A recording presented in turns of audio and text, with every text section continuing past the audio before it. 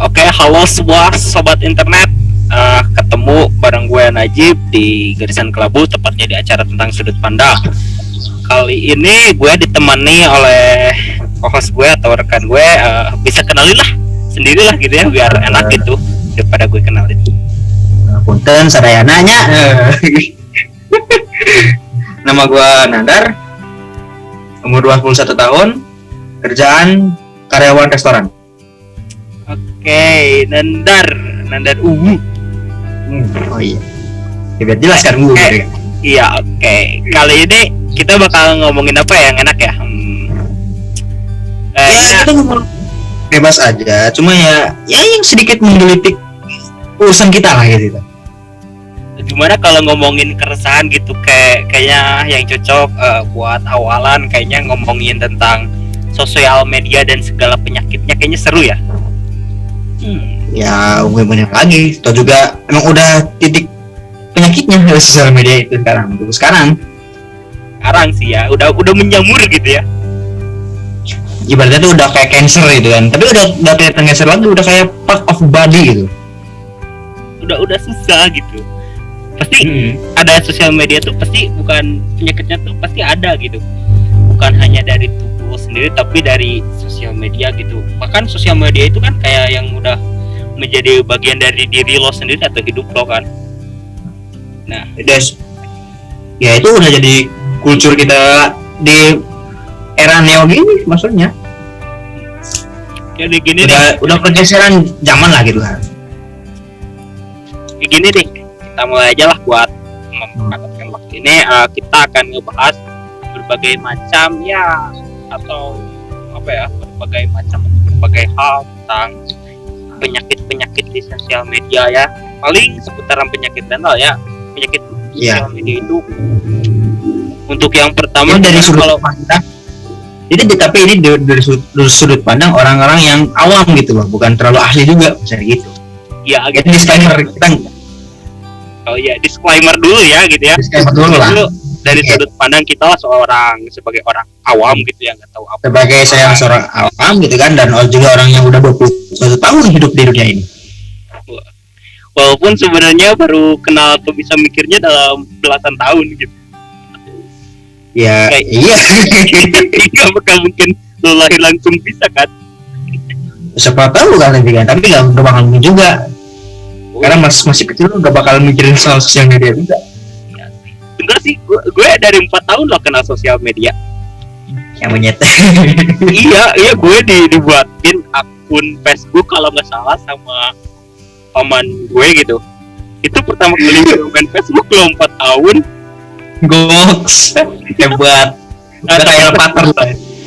Facebook yang dulu nggak kayak yang sekarang. Dulu tuh masih kayak yang seru-seruan gitu, gak kayak sekarang nih yang merupakan atau apa ya, Facebook tuh biasanya Facebook, Instagram gitu yang jadi lahan atau titik kumpul banyaknya penyakit sosial media ini tuh kan pasti di sana. Dari mulai gini aja deh. Lu mulai kenal sosial media apa? Dari tahun berapa sama apa gitu? Kalau gue kenal, jujur dari kecil, umur 4 tahun gitu. Tapi kalau gue mulai paham gitu, ya sekitar SMP kelas 2, kelas 1. Itu apa? Nama platformnya? Facebook. Kalau lu sendiri? Facebook. Kalau gue sih dari kelas 6 SD. Nah, oke. 6 SD itu. Lebih Nah itu baru 2011, tapi masih zaman-zamannya gue masih pakai itu apa? Masuknya tuh pakai Yahoo. Oh iya, Yahoo ya. Yahoo. Terus mulai kenal sosial media lain tuh Twitter, SMP tapi gak ngerti mainnya. Oh iya. YouTube juga. YouTube itu mulai bikin akunnya itu pas SMA. Pas udah mulai punya HP sih. Kalau ngomongin YouTube nih, gue juga ngomongin YouTube nih ya. Gue pertama kali buka YouTube gitu atau kenal YouTube, yang pertama lu searching apa sih nonton YouTube? Kalau gue nih ya, gue masih ingat yang pertama kali gue searching tuh video yang ikan pari aja. Oh iya, gue tahu itu dari VCD. Sama ini kursi goyang. Oh tahu gitu dari HP sih, HP lawas. itu kayaknya umurnya udah kelihatan banget gitu. Iya, cuma ya gitu. Jadi udah reliknya internet tuh udah kita itu.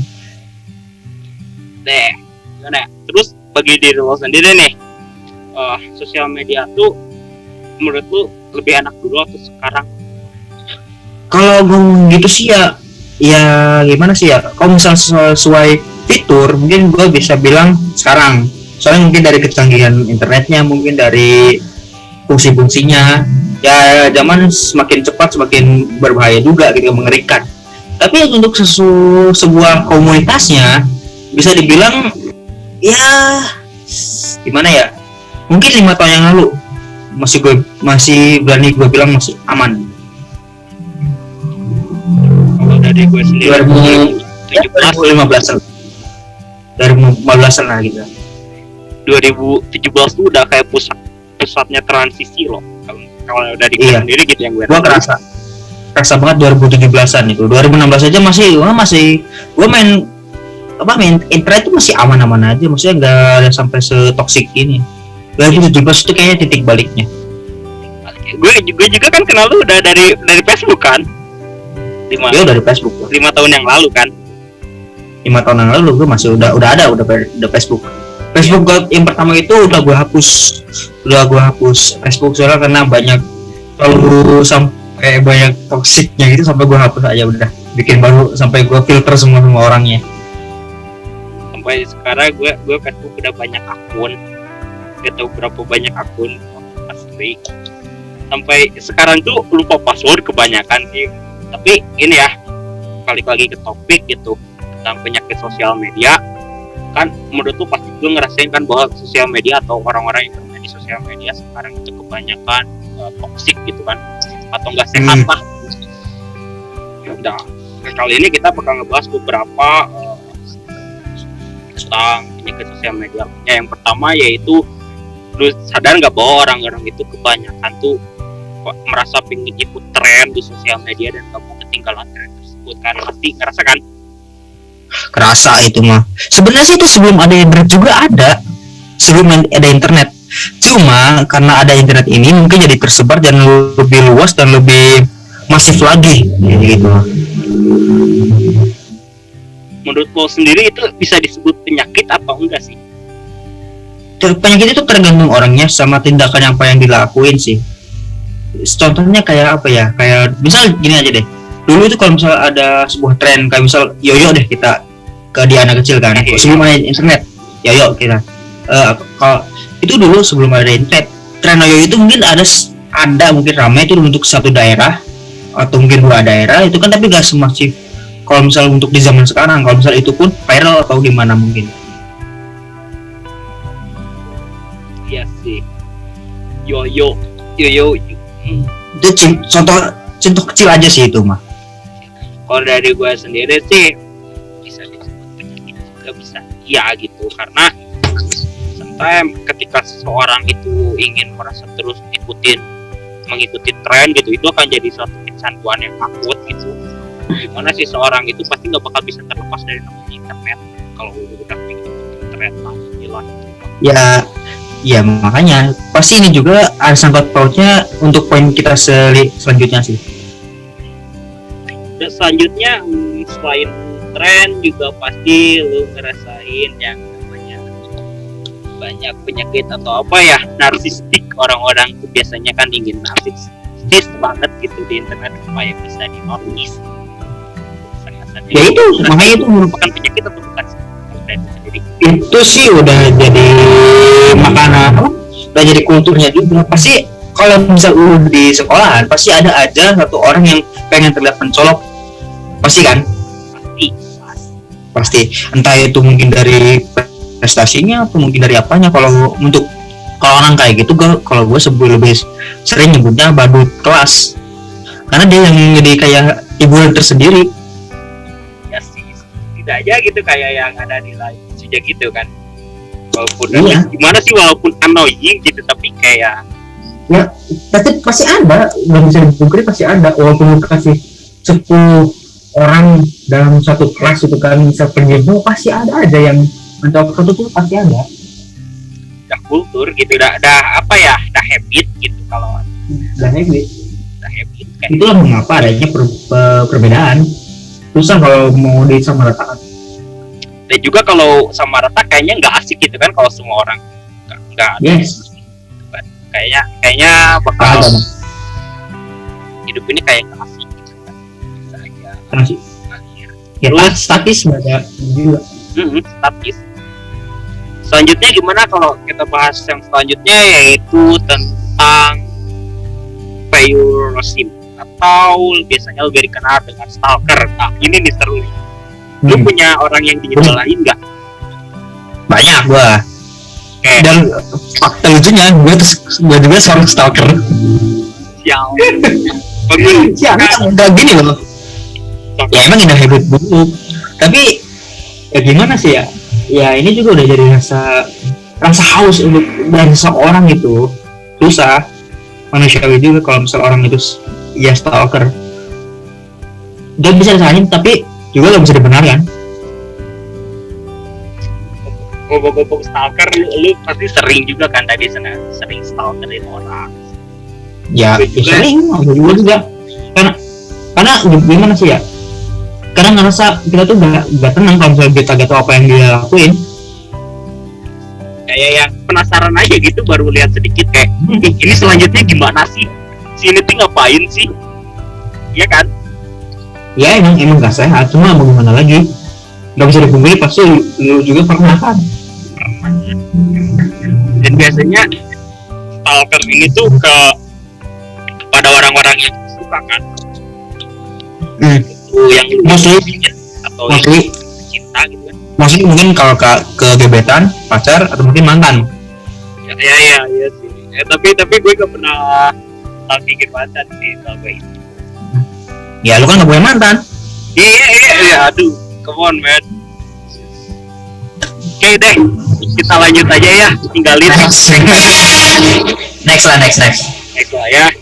Yaitu selanjutnya tuh ada yang namanya low forum frustration tolerance, atau yang masuk ke dalam penyakit apa ya, dimana seseorang mengalami gangguan kesehatan jiwa yang merasa dirinya tuh butuh pengakuan diri atau eksistensi dari media sosial.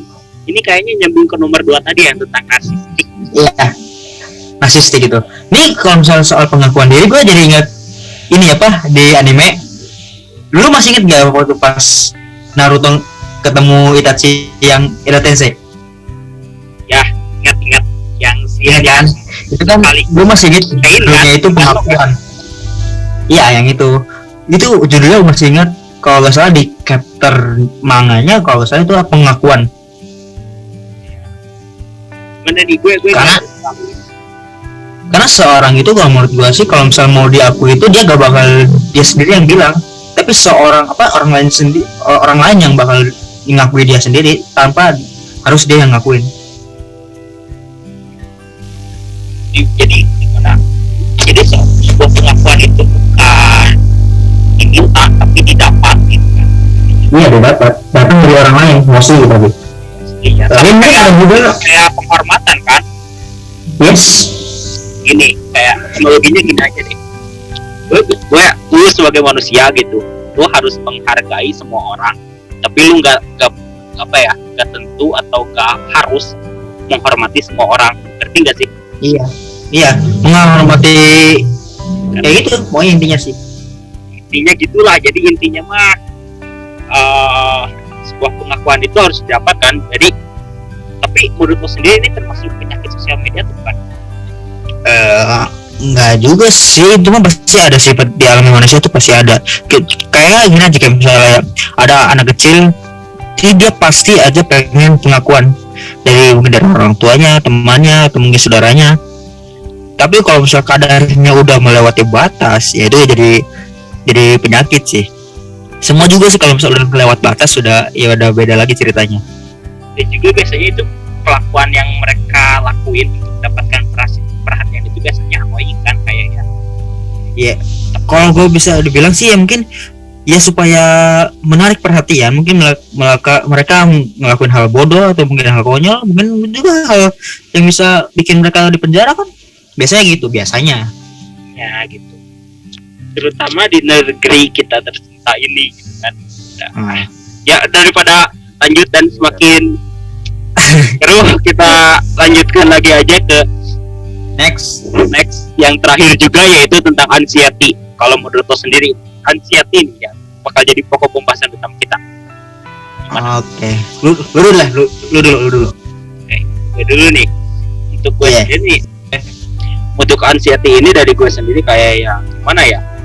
Kayak jadi kayak penyakit banget gitu di internet. Kayak banyak orang yang ingin kelihatan tren gitu, ikuti tren atau kayak udah jadi tren sendiri aja gitu kan. Anxiety itu kayak orang-orang tuh ingin kayak dilihat paling sad boy lah atau sad girl lah, paling sedih lah di dunia ini, kayak lu mah masih mending gue. Itu termasuk anxiety kalau kata gue. Iya. Kayak gitu kan. Dan juga kayak mereka tuh orang paling tersiksa dan sedih gitu di dunia ini tuh, kayak lu tuh udahlah, gue doang yang paling sedih, lu mau masih mending. Dia the funny part gitu loh. Iya, Kadang part. Kadang orang tuh ngerasa kalau misal dia tuh pengen lebih dari orang lain, dia pengen iri ya, pengen punya hal lebih dari orang lain. Tapi di satu sisi dia juga merasa dirinya itu paling pengennya dia tuh ngerasa dia paling sengsara gitu loh. Ya, Jadi ya makanya this is the paradox gitu loh. kayak ada juga gitu kan ya, kayak what the fuck man gitu. Kenapa lu pengen jadi orang tersedih, nggak mau jadi orang paling bahagia aja gitu di muka bumi ini? Iya gitu. Why gitu? Kenapa harus sedih gitu? Nggak bahagia lah. Dan juga Tapi gue juga percaya kalau misal hal kayak gitu pasti bisa sembuh dengan kedewasaan. Gue juga percaya. Tapi apakah bisa sembuh? Bisa. Tapi bisa cepat? Mungkin juga tidak. Mungkin juga bisa cepat aja. Sebenarnya sih gue dari semuanya itu kan mindsetnya itu loh. dan Dia bilang kalau misal kayak hal-hal kayak gitu, gue juga kayak pasti semua juga pernah ngalamin semuanya ini, dari lu tadi sebutin dari pertama sampai akhir tadi yang anxiety, gue juga pernah. Tapi kalau misal mau dibilang sembuh, mungkin ya alhamdulillah gue lagi merangsang-rangsang udah pernah kedapatan penyakit kayak gitu lagi dengan mindset yang positif.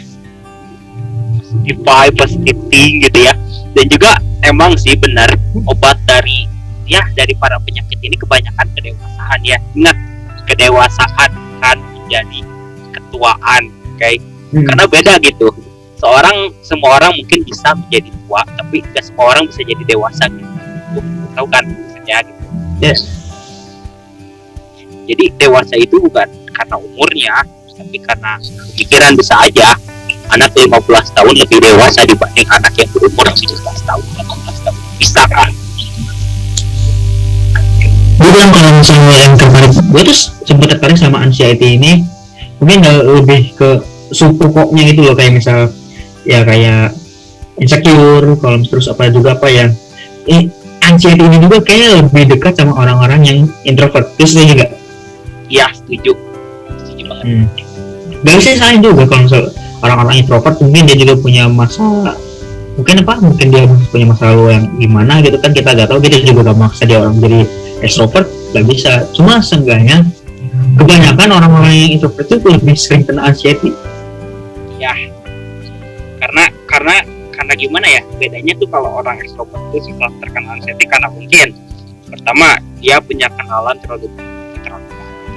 dia punya kenalan yang banyak.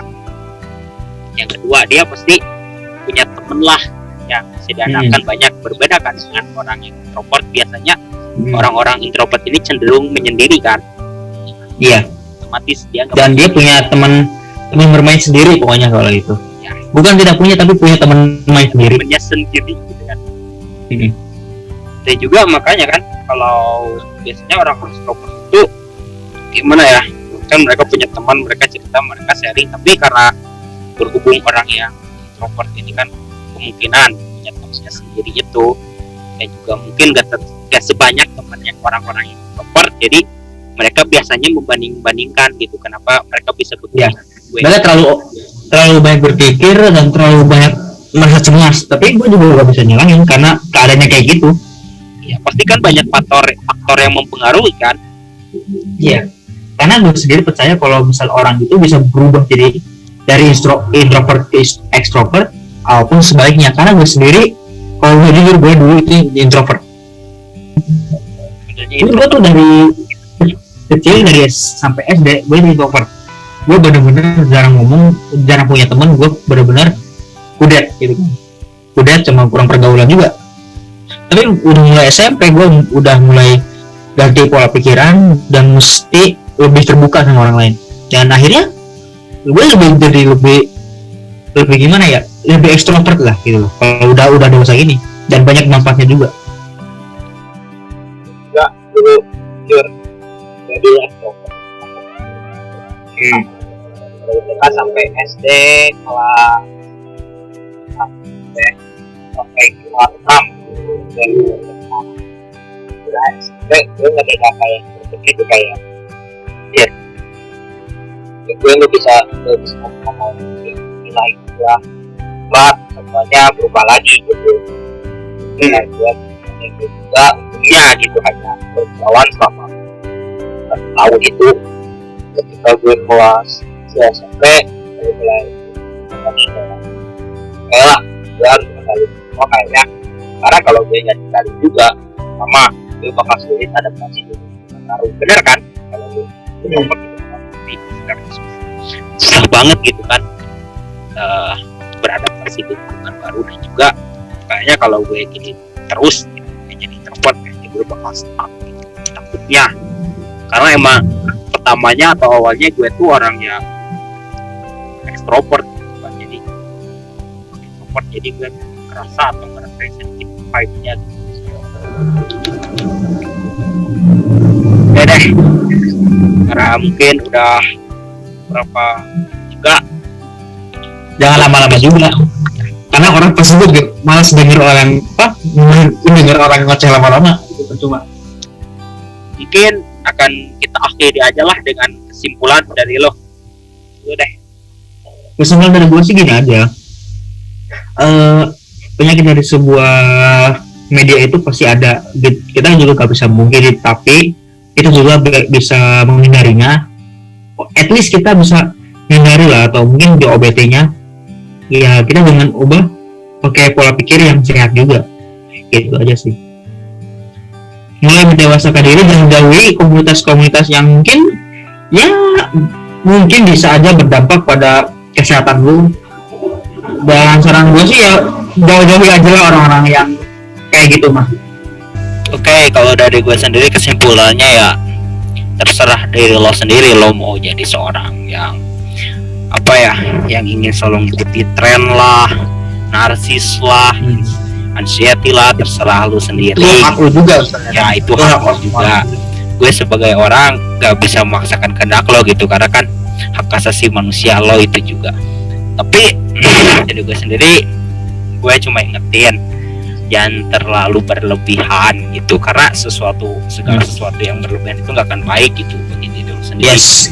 Mungkin sekarang lu nggak ngerasain impactnya, tapi siapa tahu sesuatu saat atau mungkin besok lah paling cepetnya. Besok lah gitu, kemudian paling ekstrimnya besok lah. Paling esoknya lu bakal ngerasain dampaknya gitu kan. Who know apa yang terjadi, bahkan kita nggak bisa nebak loh 1 detik ke depan ini kita bakal apa, kita bakal tahu. Mungkin demikian aja episode perdana dari tentang sudut pandang ini. Yus. Juga bisa follow Instagram gue di @najib_budi, dan saya tidak punya IG jadi gak usah juga promoan. lu juga bisa follow juga semua sosial media Garisan Kelabu, semuanya linknya di deskripsi. Oke, Walaupun PV saya selalu di private, jadi percuma juga mau di visit ya. See you in the next episode. Bye.